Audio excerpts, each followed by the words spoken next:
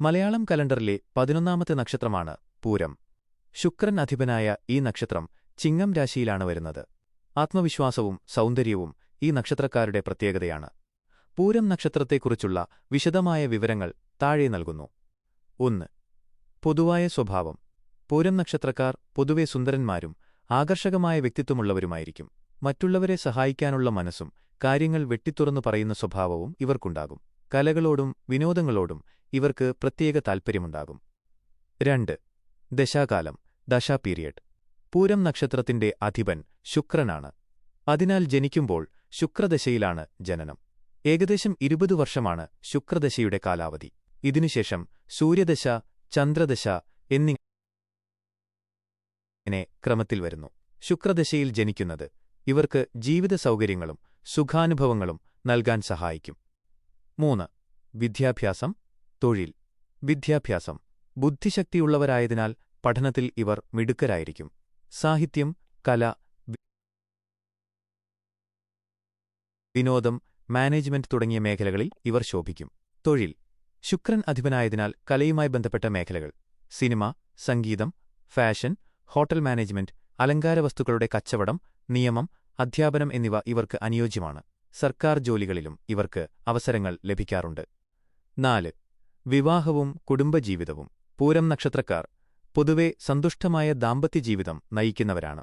എങ്കിലും പങ്കാളിയുമായി ചിലപ്പോഴൊക്കെ ചെറിയ അഭിപ്രായ വ്യത്യാസങ്ങളുണ്ടാകാം. സ്നേഹമുള്ള പങ്കാളിയെ ലഭിക്കാനും നല്ലൊരു കുടുംബം കെട്ടിപ്പടുക്കാനും ഇവർക്ക് സാധിക്കും. 5. ദോഷപരിഹാരങ്ങൾ, റെമഡീസ്. പൂരം നക്ഷത്രക്കാർക്ക് ജാതകവശാൽ ദോഷങ്ങളുണ്ടെങ്കിൽ താഴെപ്പറയുന്ന പരിഹാരങ്ങൾ ചെയ്യാവുന്നതാണ്. ദേവീഭജനം. ലളിതാ സഹസ്രനാമം ജപിക്കുന്നതും വെള്ളിയാഴ്ചകളിൽ ദേവീക്ഷേത്ര ദർശനം നടത്തുന്നതും ഉത്തമമാണ്. മഹാദേവ ആരാധന. പൂരം നക്ഷത്രം ശിവഭഗവാന് പ്രിയപ്പെട്ടതാണ്. അതിനാൽ ശിവക്ഷേത്രത്തിൽ കൂവളമാല ചാർത്തുന്നതും ധാര നടത്തുന്നതും നല്ലതാണ്. നക്ഷത്രവൃക്ഷം. പൂരം നക്ഷത്രത്തിന്റെ വൃക്ഷം പ്ലാശാണ്. ഇത് നട്ടുപിടിപ്പിക്കുകയോ സംരക്ഷിക്കുകയോ ചെയ്യുന്നത് ഗുണകരമാണ്. ദാനം. പാവപ്പെട്ടവർക്ക് വസ്ത്രമോ ഭക്ഷണമോ ദാനം ചെയ്യുന്നത് ശുക്രപ്രീതിക്ക് സഹായിക്കും. പൂരം നക്ഷത്രക്കാരുടെ സാമ്പത്തിക സ്ഥിതിയെക്കുറിച്ച് താഴെ പറയുന്ന വിവരങ്ങൾ ശ്രദ്ധിക്കുക. ശുക്രൻ അധിപനായ ഈ നക്ഷത്രക്കാർക്ക് സാമ്പത്തിക കാര്യങ്ങളിൽ പൊതുവെ നല്ല ഭാഗ്യം കാണാറുണ്ട്. 1. വരുമാനവും സമ്പാദ്യവും. ആഡംബരപ്രിയം. പൂരക്കാർ പൊതുവെ സുഖസൗകര്യങ്ങൾ ഇഷ്ടപ്പെടുന്നവരാണ്. പണം ചിലവാക്കി ആഡംബര വസ്തുക്കൾ വാങ്ങാനും ജീവിതം ആസ്വദിക്കാനും ഇവർ താൽപ്പര്യപ്പെടും. ഇത് ചിലപ്പോഴൊക്കെ അമിതച്ചെലവുകൾക്ക് കാരണമായേക്കാം. വരുമാന സ്രോതസ്സുകൾ. കൃത്യമായ പ്ലാനിങ്ങിലൂടെ ഒന്നിലധികം വഴികളിലൂടെ പണം സമ്പാദിക്കാൻ ഇവർക്ക് കഴിവുണ്ട്. സ്വന്തം അധ്വാനത്തിലൂടെയും ബുദ്ധിശക്തിയിലൂടെയും ഇവർ സാമ്പത്തിക ഭദ്രത നേടിയെടുക്കും. സാമ്പത്തിക വളർച്ച.